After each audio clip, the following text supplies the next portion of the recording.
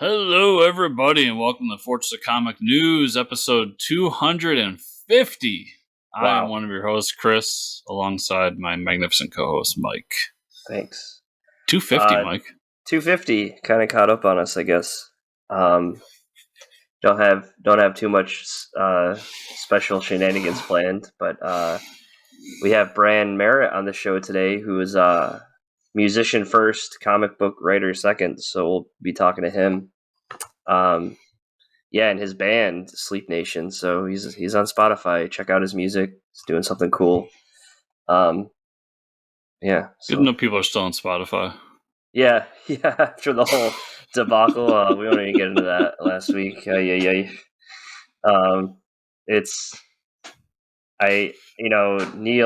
Young,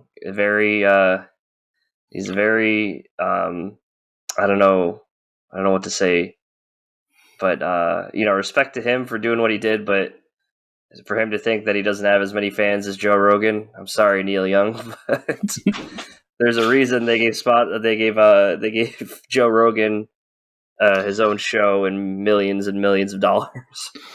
Yeah, you're an old boomer and nobody cares about you, Neil. Bye. Yeah.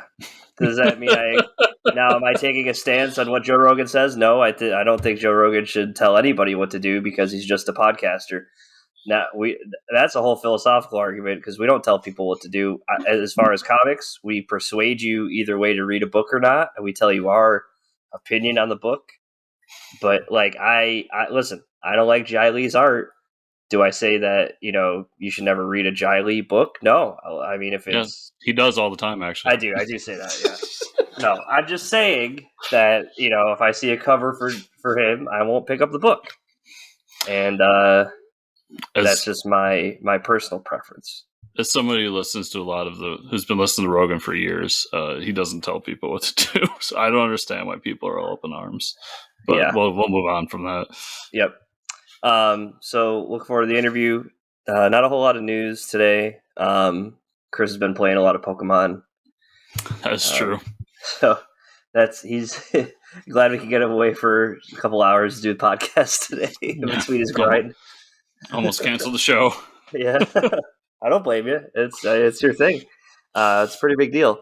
I was thinking about picking it up. Maybe I will. I think I would rather pick up the new Metroid game than Pokemon first, but it's really hard for me to pay $60 for a Metroid game that's almost like an indie game. Yeah, what's tough there is Nintendo doesn't put their prices down, so it don't matter unless you wait for Black Friday and maybe it'll be there. Mm-hmm.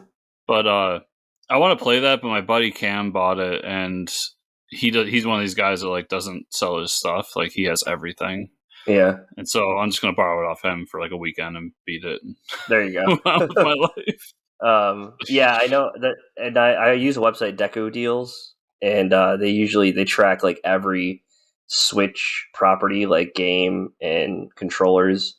And they give you graphs of if this is the lowest price. So I check that pretty frequently. And when stuff's for sale, I'll just nab it off of there. And do you follow Wario64 on Twitter? Yeah, he does a lot of deal stuff too for consoles, right? So, yeah, I don't know if he talks about Steam sales or anything, but it's everything. Yeah, because they talk about it on a PlayStation podcast I listen to, and so he does it for everything. I check him once in a while, but because I just bought the whole Borderlands 3, the complete edition they did was $40. And I was like, oh, I want to play that, so I just bought it for $40 because the whole package is $150. Oh yeah, that's ridiculous. Yeah.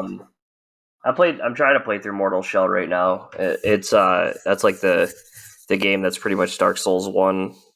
There's some twists and turns added to it to kind of differentiate it from the Dark Souls. It's a very well done tribute to Dark Souls. It's a good game. It's hard as hell. It's very frustrating. Dark Souls is as hard as it is, it's still rewards you for the grind, and this is kind of harder than that. But I'm trying to get into the mindset for when Elden Ring comes, hopefully by the end of the month, if it doesn't get delayed. But we'll see. I heard it went gold. I thought that went gold. Yeah, which means what? People are pre-ordering it or some shit?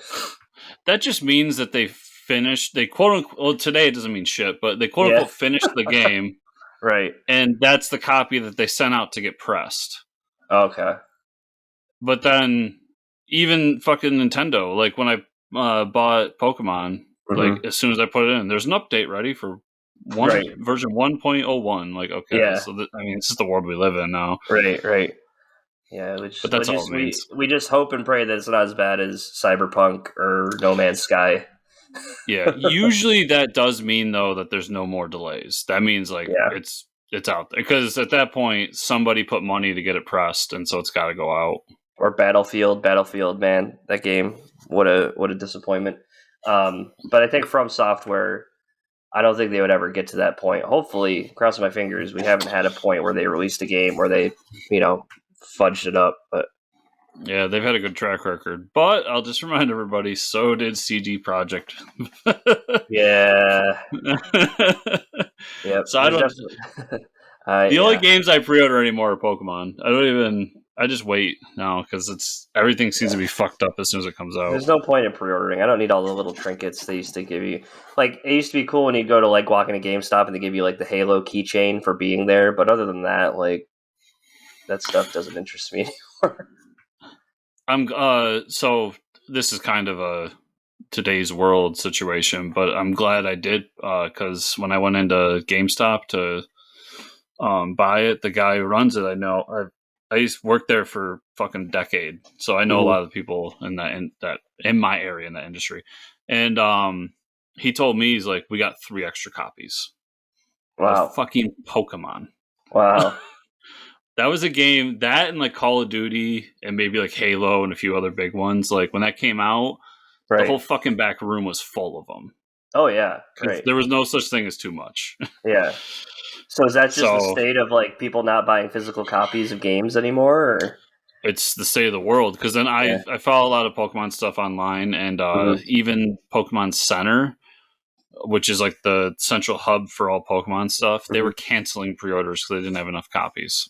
Oh, so it's like a production issue. Okay. Yeah, it's all the crates and the trucks and all that bullshit going on. Yeah. Because I was going to say, with my Switch, I tend to just buy games digitally right on the Switch. I mean, I do like having a physical copy of games, but I tend to just do that nowadays. I find myself buying them right to the console. But Switch is the only one I still buy physical because the stuff, the Nintendo stuff, because like I said earlier, they never go down in price. Right. So at some point I can sell it and get like a majority of my money back, if not all. Yeah, that's true.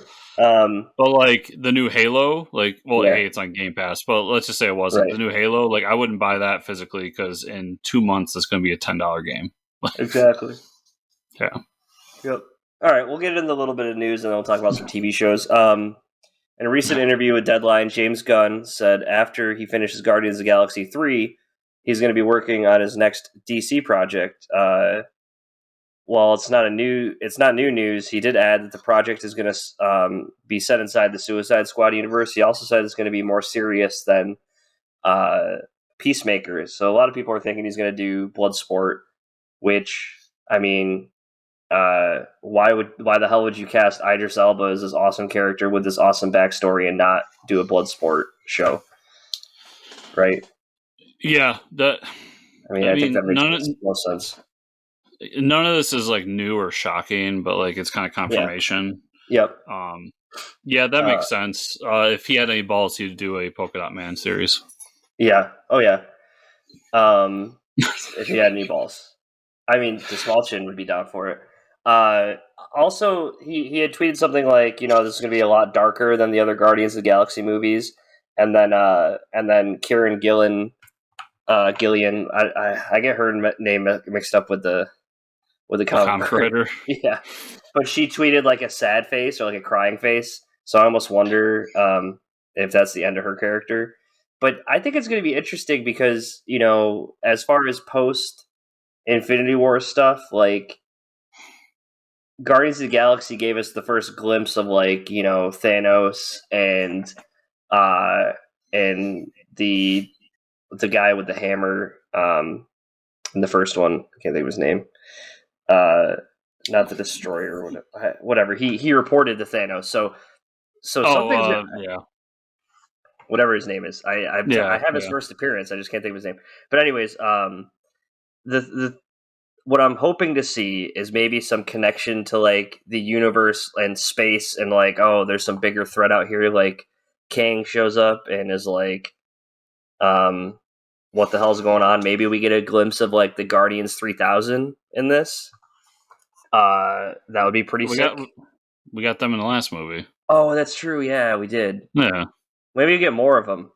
You know, Sylvester Stallone. Did he die in the last one? I can't remember. He shows up. No, because he's at the end. They're all celebrating. Yeah. I don't know. I mean, who knows? Either way, James Gunn, let him do all the DC and the Marvel stuff he wants. It's going to be the Universal Church of Truth. I mean, they're doing Adam Warlock, so yeah. Yeah, we finally we're finally getting the Adam Warlock from the first glimpse of his cocoon. Yeah, and he said, like, this is the last you're going to see of the Guardians, and I call bullshit. This rendition of the Guardians, I'm sure, you know. Like, the James Gunn-led Guardians, yes. Yeah. And maybe some Guardians are going to disappear, but, like, dude, Rocket, Groot, Star-Lord, Gamora, the core team, because maybe Drax will die or something, because I know Batista doesn't want to do it anymore. Yeah. But, like, those ones, they're not going anywhere. Mm-hmm. I mean, Chris Pratt's like, he's fucking Mario. He's the biggest thing ever. Right. And Groot and Rocket are huge. Like, they're toys everywhere. So they'll be around. They'll still be in movies. But yeah, it will be kind of the end of this trilogy of Guardians, which would be cool. But all right, let's talk about the TV shows. So now, if anybody doesn't watch Boba Fett episode 5, skip ahead like 10 minutes. It's listed in my notes as The Mandalorian episode 5 because that's what it was. It's actually Mandalorian season 2 episode 9 or whatever wherever we left off. There's no Boba Fett in this episode, and now this confirms the whole thing of like there's 2 parts to this season. There's the how do we get to the Mandalorian episode, and then the Mandalorian episode. There's a lot of hand waving and shit going on the left side, and on the right side we get to what we want to see, and that's Mandalorian with a Darksaber. I think as far as importance and the overall universe, this is really important because he gets kicked out of the Mandalorians. So he pretty much is on his own. The last bit of like, you know, saving himself thing was he was attached to these last 2 Mandalorians. Then he's like, oh shit, I removed my helmet, and he couldn't lie to their leader, so she kicks him out.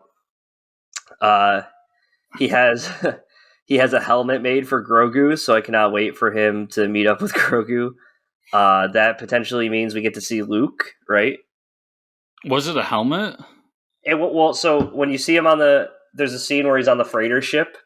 Yeah, he's holding it in his hands, and it's in the shape of Grogu's head with the 2 ears.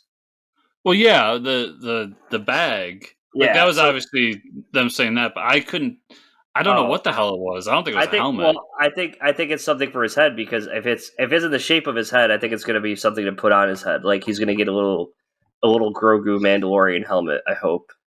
That would be hilarious, but I was almost thinking it was like chainmail or something. Like the way he was holding it and everything. Yeah. I'm like, it looks too small to be a helmet. I'll say that. And the way they tied it was purposeful. Though, you're like, oh look, Grogu. Yeah. But I was very confused on what the fuck it could be.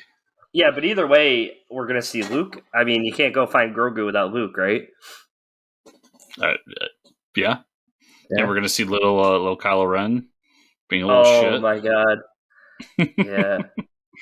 Being a little. This might be too early for Kylo Ren. Yeah, it might be too early. In my head, I just want like those 2 running around, like him being a little shit, and then like Han being like, "I'm Han Solo."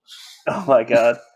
The intro with him like in the meat plant. So I just have to say, Jon Favreau. I mean, we all know he's a chef, and he's like very into food.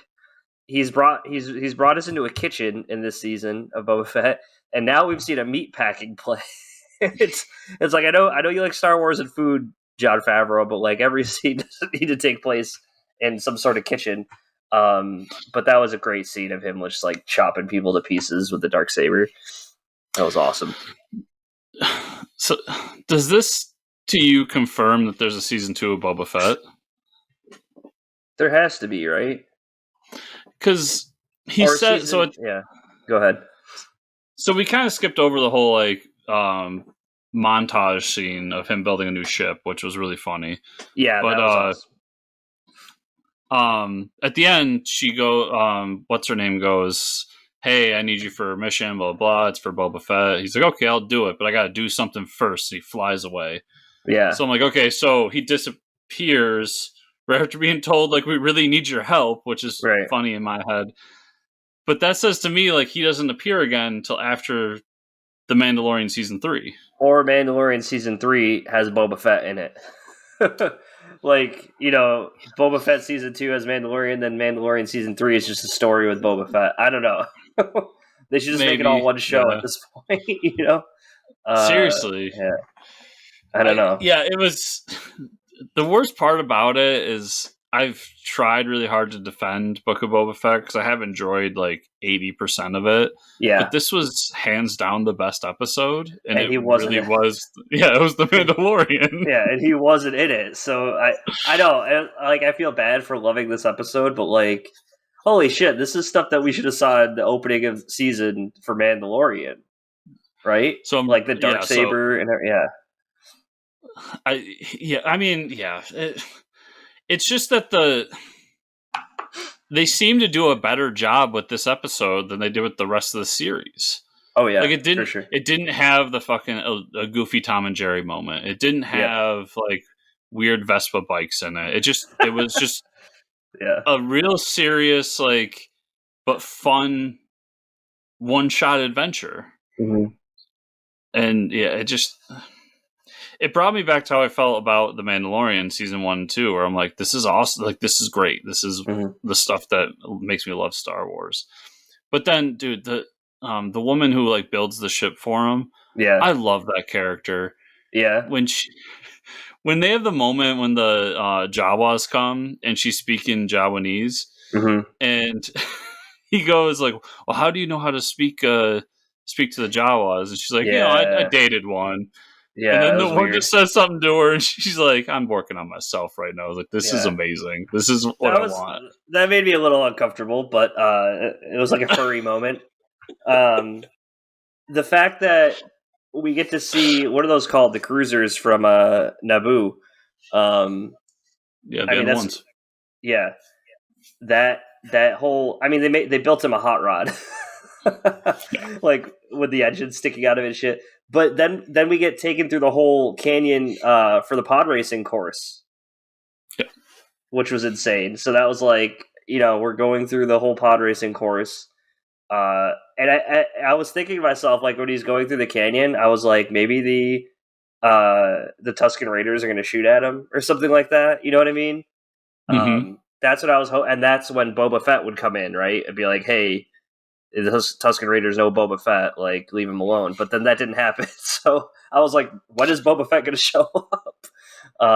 He does. But there was a lot of cool nods. He gets pulled over. That was a fun scene. Callback to season 2.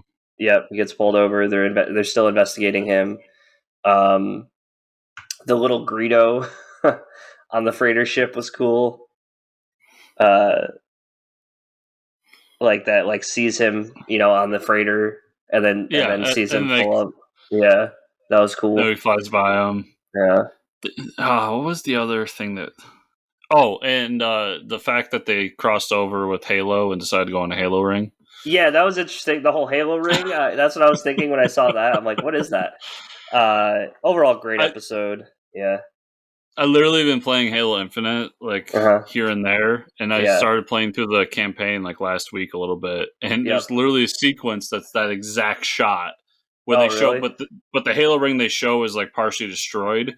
Okay. So you just see like the things coming out of it and kind of the landscape, and then you see the destroyed part, and it's almost identical to that shot. And I was like, holy, they literally ripped this right out of Halo. Yeah, so it's been exciting.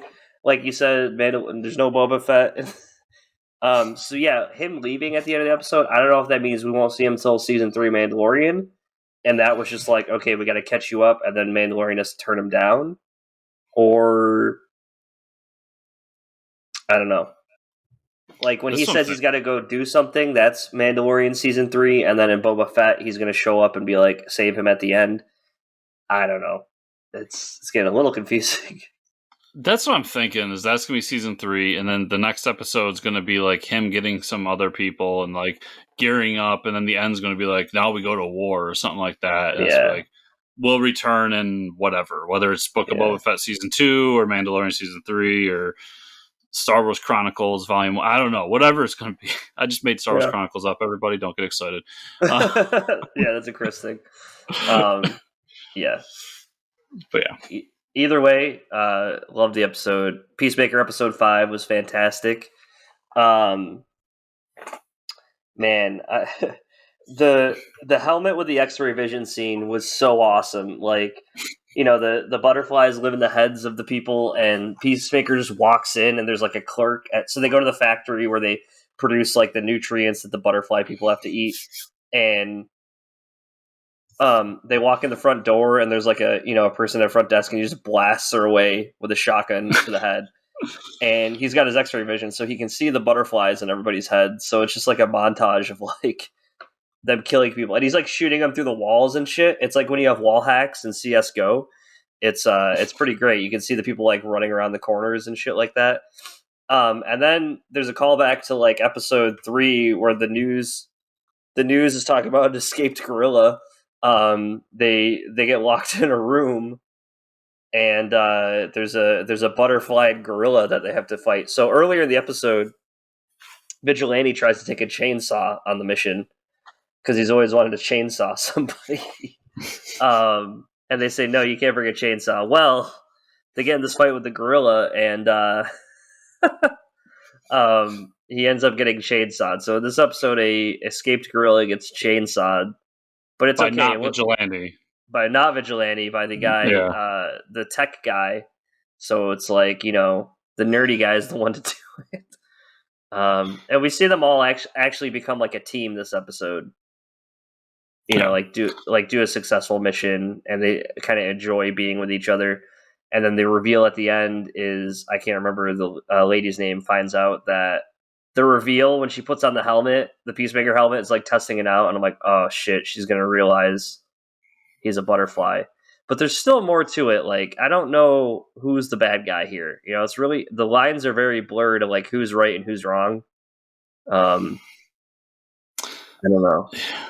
I almost wonder if there's good butterflies and bad butterflies. That might be it. Like, why would you have them go in and destroy all the nutrients if you're like a butterfly yourself? Yeah. So, did you look up to see what the callback for that gorilla was? No. It's based on a DC property. Is it? Yeah, it was like an old war comic from the 60s. Oh, it was really? Charlie the Gorilla.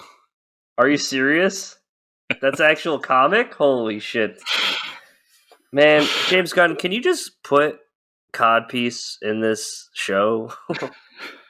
How are you pulling 1960s gorillas and not putting codpiece in this show? I don't understand. So much like codpiece, Charlie the Gorilla shows up in, I believe, one issue, and it's like an old war comic, and he's literally a gorilla with a machine gun and a war helmet on. It's phenomenal stuff. That's amazing. Yeah, so apparently that's the callback for that in the comics world, which just made me happy. Yeah. My favorite scene of this whole episode, though, was when they're in the bus heading to the plant, and like John Cena's just rocking out to some metal. Yeah. Oh, he starts doing that thing with his tongue and like doing the air guitar and everything. Yeah. I was laughing so hard. That was pretty awesome. And then the whole planting the diary thing is they're trying to frame him for something, I guess. Whose diary was that again? That's his diary. That is his diary. Okay. Yeah. So I don't know if they're gonna admit to killing Rick Flag or something. I don't know. They're trying to frame him for something. We just don't know what. Yeah, something's going on. Man, John Cena can act though. I mean, he has a way more range than The Rock ever had. So The Rock's got to step it up, dude. John Cena is like he gets like for a dude that looks like an action figure. He's got a very wide emotional range, and I think he's like the best part of the show. So hands down, yeah. So, yeah. Did you see the news about The Rock? Like he's going to be doing another movie based on a video game because Doom was so good. Or Jumanji. People forget about Jumanji. Well, I guess that was a board game, but yeah. Yeah. And you look at the articles of like, what could it be, everybody? Yeah. And you could tell that nobody plays video games in these companies because it's like, what if you did Forza Horizon, the movie? I'm like, what the hell? Like that was literally one of the articles I read, and I'm just like, what the fuck? It has to be Gears of War because jacked guys in metal suits. It would be hilarious. Yeah, somebody put Fortnite the movie too, which is just like, you've never played a game before. And somebody said God of War, which I'm just like, okay, so you know about video games, but you know that The Rock will be a terrible Kratos. Yeah. But no, John Cena is phenomenal though. Like he's won me over, and he can do the action scenes really well too. Yep. No, I'm trying to learn the dance.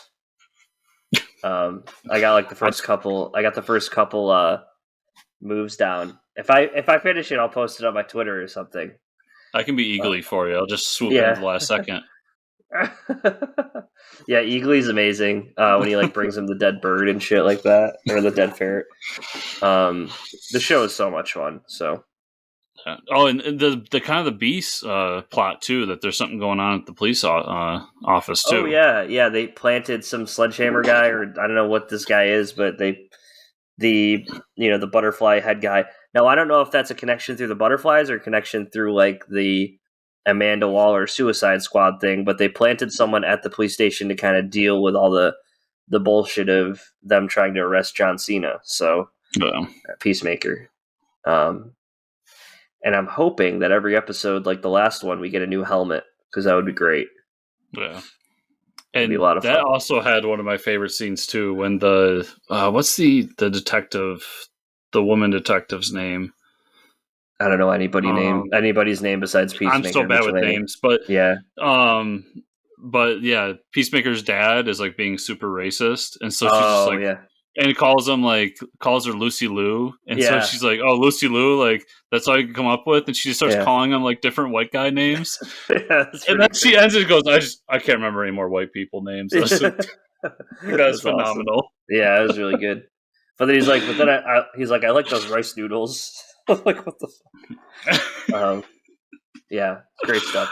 All right, let's jump to this interview with Bran Merritt, and we'll see everybody on the other side. And we're back. So check him out on Spotify. Look for the comic to come out. All the cool stuff he's doing. And let's talk about this very, very long list of comic book news that we have this week. Marvel has announced that after the end of Devil's Reign, there will be a new Daredevil series starting with a new #1. Shocking.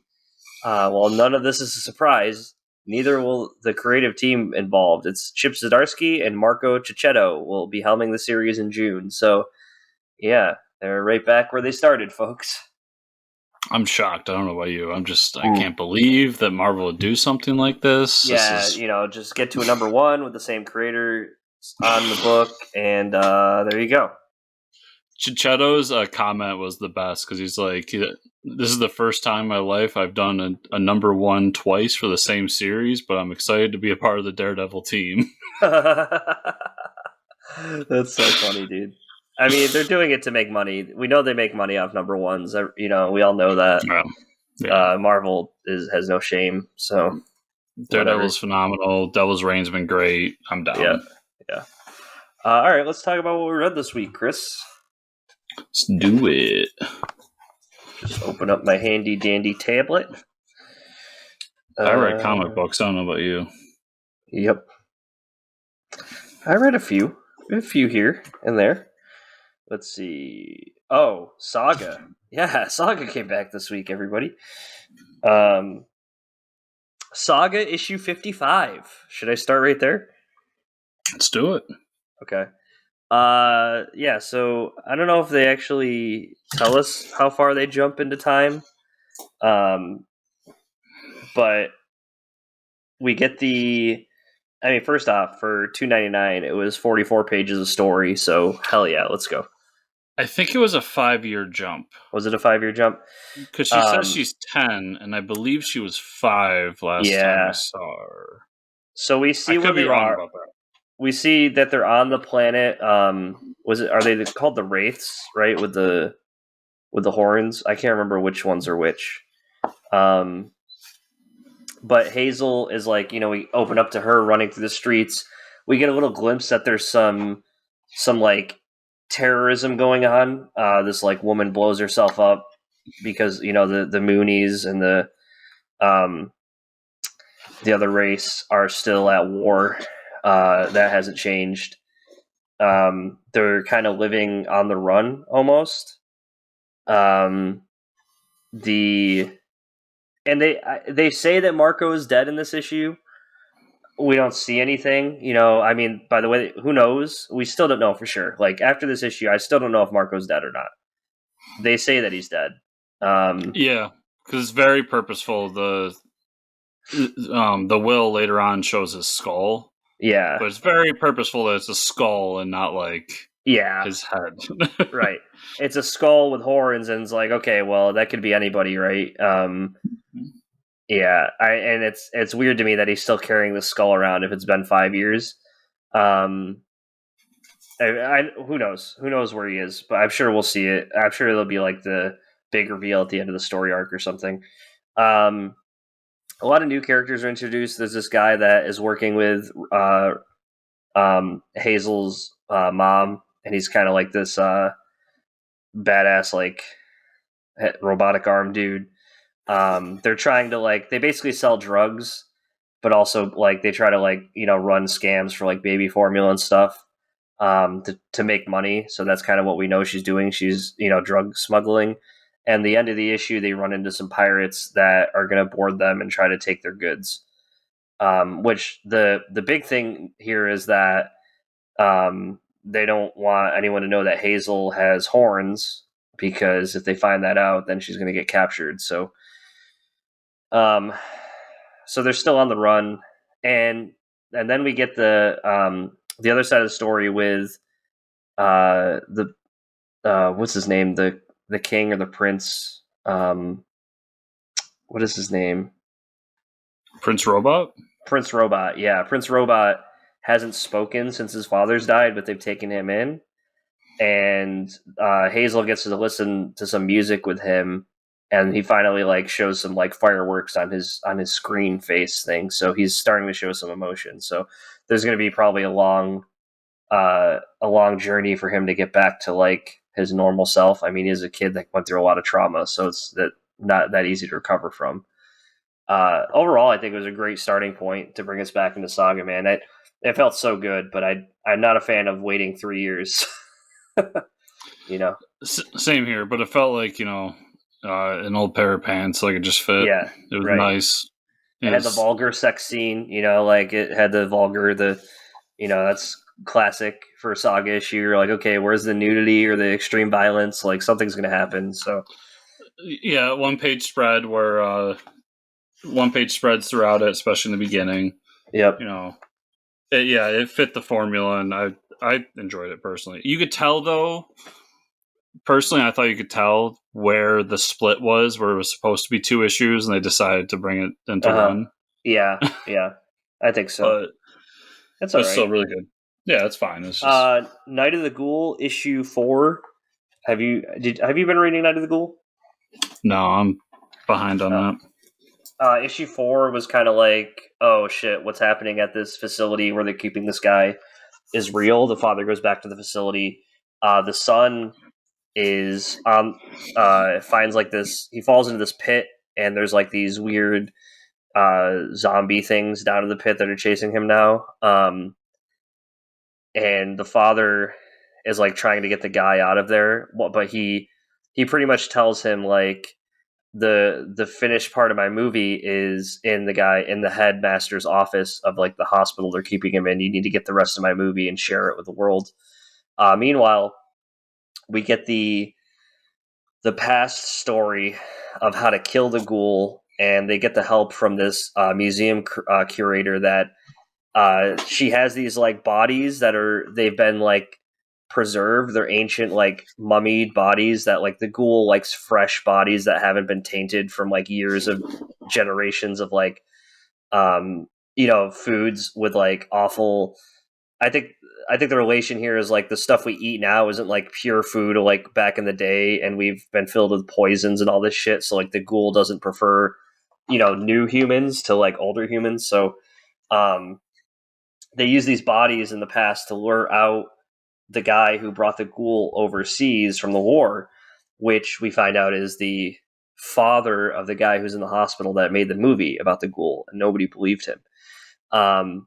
So the end of that issue is like they have him in the shed, and they lure him out to the shed, the father, and he sees these bodies, and when he sees them, you can like the ghoul's going to come out of the mouth, and then there's a way to trap him outside of the body, and that's like the only way they can kill him. So we learn about another faction too. There's the like cult of the flies, and there's like the cult of the scarab or something like that, which like their role is to fight the ghoul, and obviously the flies worship the ghoul. So there's like a little more backstory there. It's really cool. The shit's really creepy when you see the ghoul and like the monsters and stuff like that. So I'm really enjoying it. I read Hulk 3. You already talked about that. Blue and Gold. This is issue 5. There's a little bit of a weird thing going on with the time because the Time Lord shows up. So we get the end fight scene at the beginning of the issue, and then we go back, like rewind. How did we get here, kind of thing. And the Booster and Blue Beetle are fighting this like warrior from another planet, and then they get teleported to that planet. And the warrior's father is there. He's almost looks like Thanos. He's a purple dude, like sitting on a throne. And he's like, if you guys bend the knee to me, I'll allow your planet to live because I claimed your world before the humans even evolved.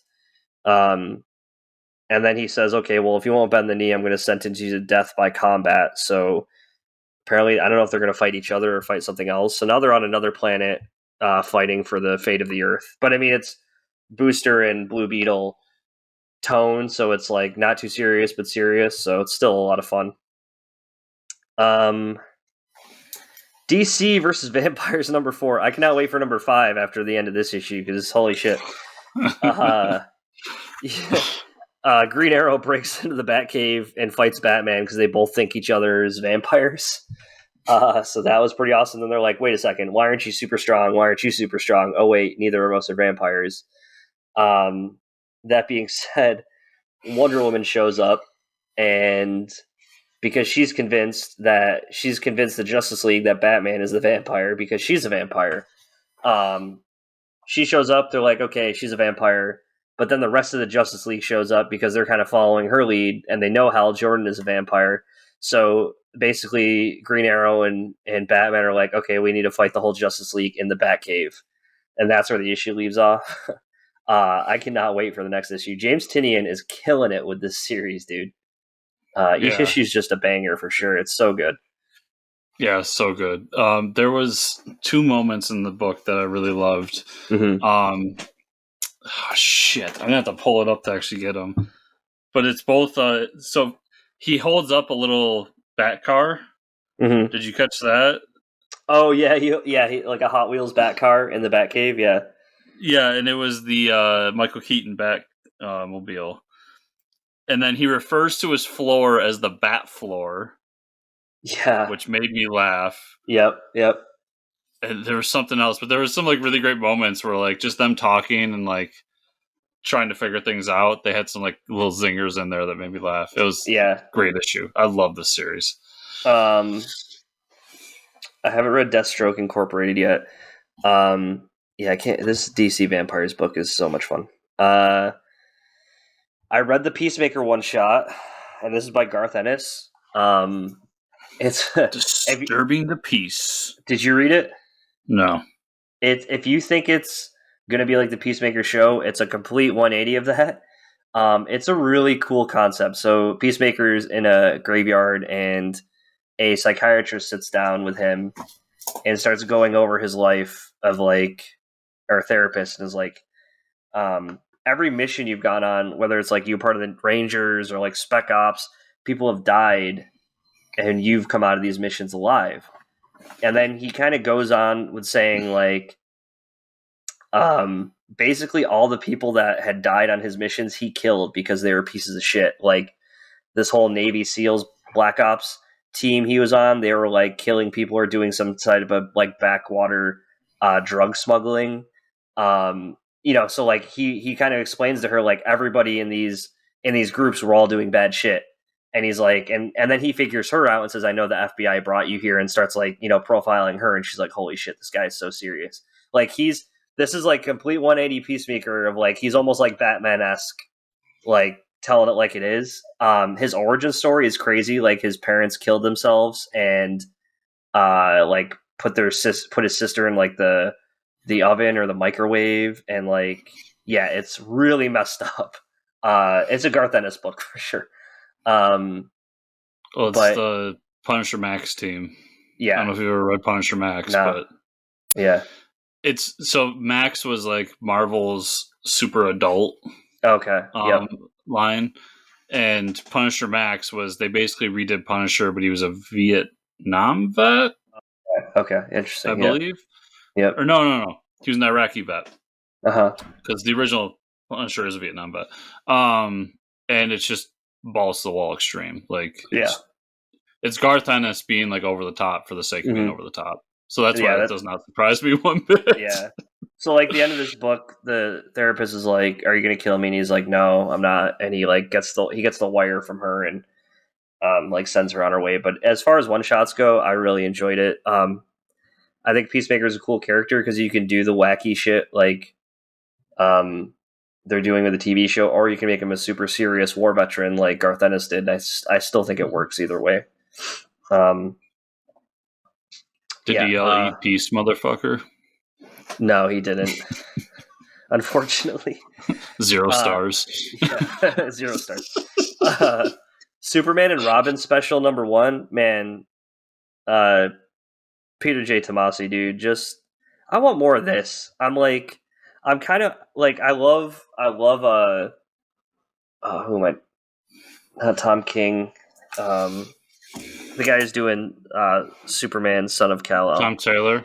I love Tom Taylor, but like I'm kind of over the whole Superman, Son of Kal-El. And it's not even like the controversial thing about it. It's just like I don't want super serious stories with I'm going to call him Superboy and Robin, because it's still Superboy to me. And Peter J. Tomasi doing this almost like makes me miss it so much that I'm like, I want these characters like this all the time, because they even say like in this issue, this takes place in between all the continuity bullshit that's going on.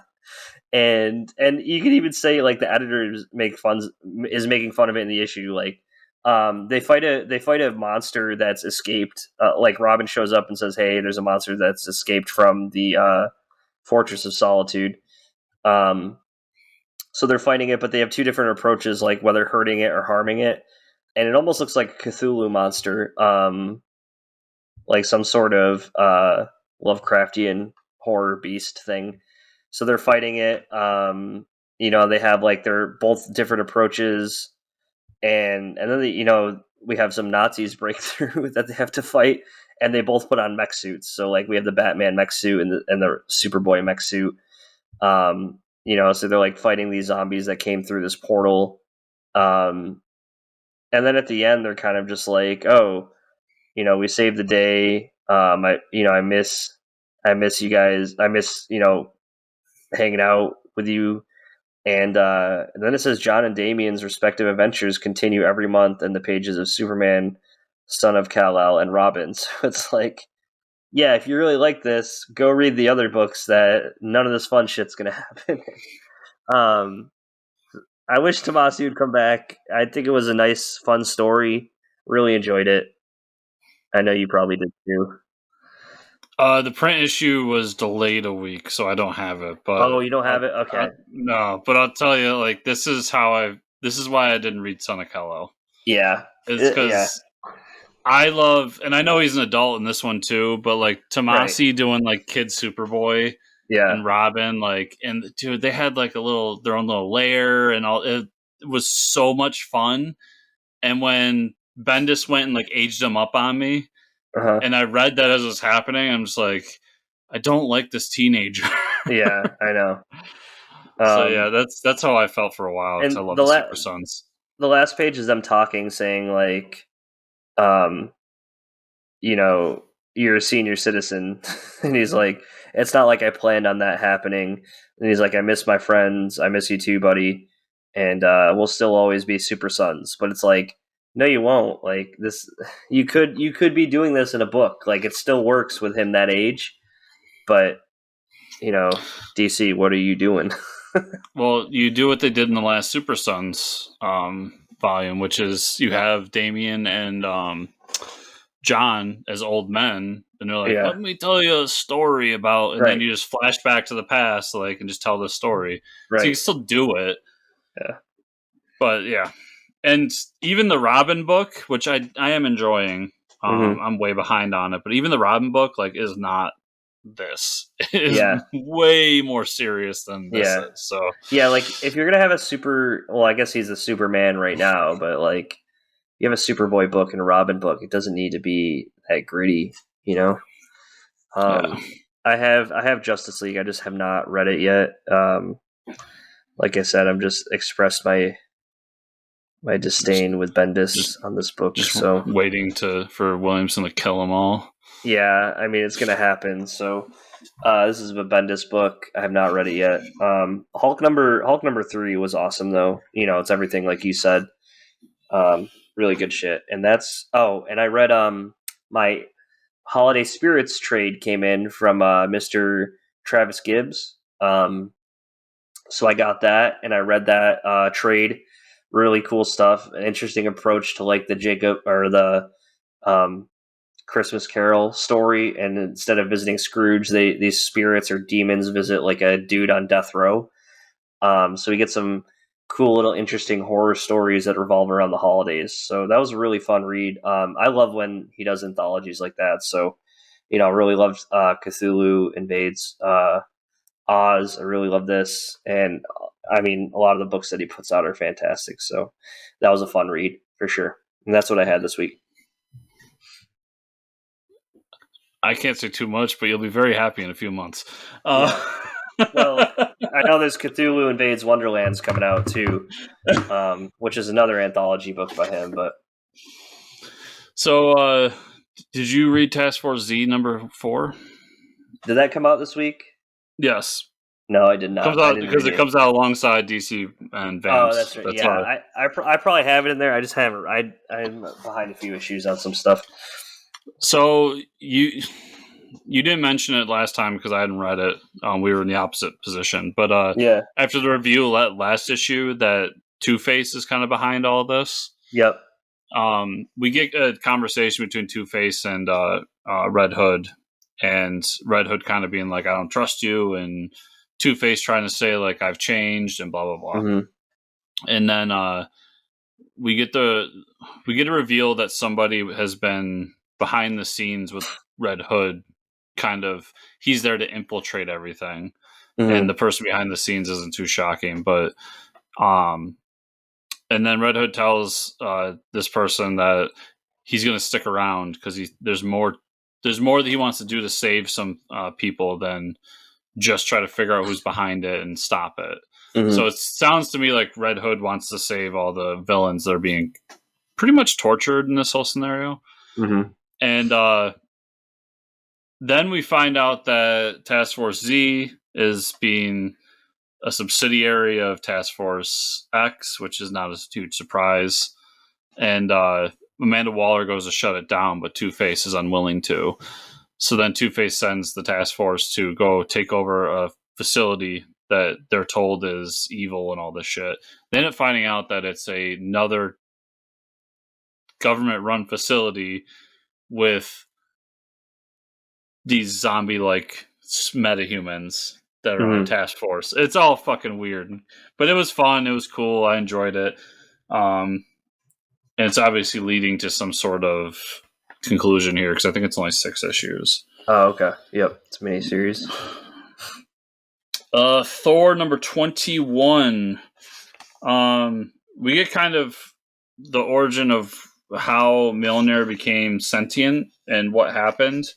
And basically, we find out that there's some sort of being inside the sun that was that's been like building and just sitting there. And when Mjolnir was thrown into the sun, it joined forces with this being, and that's what made it sentient. That's kind of the quick pitch for the issue, because the rest of the issue is really a battle between Thor and Mjolnir, and then Odin pops in and joins the battle, and they even send Mjolnir to like this part of the universe that's uncharted and nobody knows and all this stuff, and it comes back almost instantly and then kills, well, doesn't really kill Odin, but maims him pretty bad. They give you the impression he's about to die. And then we find out that the thing inside the sun that Mjolnir had combined with was Mangog. So this was all from War of the Realms. So if anybody was following Jason Aaron's Thor story, all this is built up from what happened during that. It was really cool. Devil's Reign number 3 was basically, we got the Purple Man who was starting to influence people around the city of New York to vote for Mayor Fisk, and he's talking with Fisk, and they're trying to figure out like how Fisk can't remember Daredevil's identity and all that. And that's when the Purple Man's like, yeah, I can't remember it either, and I know the force that's dealing with it, and it's me. But he goes, but there's no way I can't make myself forget something I did, so it has to be my kids. And then we kind of see the purple kids traveling around the street, trying to get away and meet with the heroes. There's also the Avengers try to attack Fisk inside the mayor's building, and the Autos show up. So if you remember a few weeks ago, I told you about that Superior 4 book with the 4 Autos going across the multiverse. They show up to defend Fisk, and it doesn't go well. And that's when they find out that Tony Stark, the Tony Stark that's with them, is not Tony. It's actually Chameleon. And so he told them the whole what was going on the whole time. And then we get a reveal at the end that Fisk sent somebody to take out Matt's buddy there. Foggy Nelson? Foggy Nelson. Yes.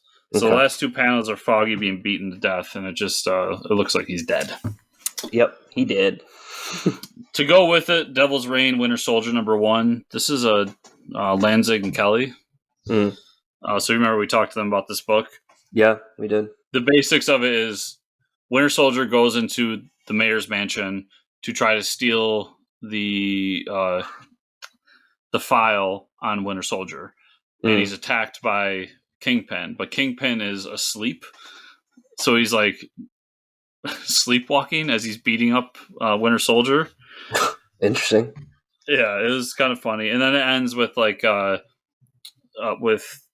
so throughout it, they're going through all the stuff we talked to Jackson about, where like Bucky's past and all that. That's going on through the whole book. And at the end, he's reading the file, and he's like, something's wrong here. Somebody's been keeping tabs on me, blah, blah, blah. And it says to be continued in Captain America number 0. So I just want to say I was right when I said that I'm pretty sure that Jackson and Kelly were doing a Winter Soldier book.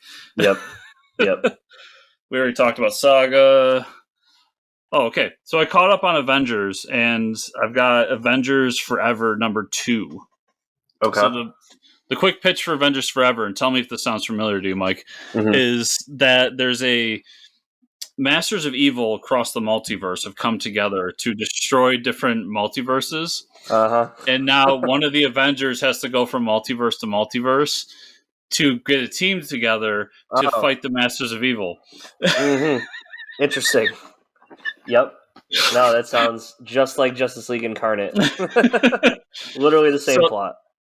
So the the Avenger in mind here is Robbie Reyes, Ghost Rider, and he goes to this other dimension where a version of Black or Red Skull, who also has the Venom symbiote, has taken over. So he's the Black Skull, which I find hilarious considering he's also a Nazi. Yeah. But he's also got a Deathlock with him. And on this world, what happened was that Howard Stark had made a deal with Mephisto to never die. Okay. And by doing that, he lost everything. He was no longer rich and all this shit. And Tony grew up not with Stark Industries and not in a world where he was like the richest person in the world. Interesting. And became Ant-Man. Oh, okay. Yeah. So now they got to take on the Black Skull and blah, blah, blah. Really good series so far. Cool. I know the premise is very similar, but it's still a lot of fun. And it's got that Marvel twist to it. So I enjoyed it. Nice. That's everything I have, Mike. So where can people find you on the internet? They can find me at Fortress Ricker on Twitter. Where can they find you and or the show? You can find me at Fortress Chris on Twitter and the show at Fortress Comics _ on Twitter. Also at FortressComicNews.com. Remember, everybody, to give us the 5 stars on Apple Podcasts or whatever podcatcher you use. Like, subscribe, share on the YouTube, all that fun stuff. And if you want to go the extra mile, patreon.com/FortressComics. Thank you all so much for listening this week. We'll see you all here next week.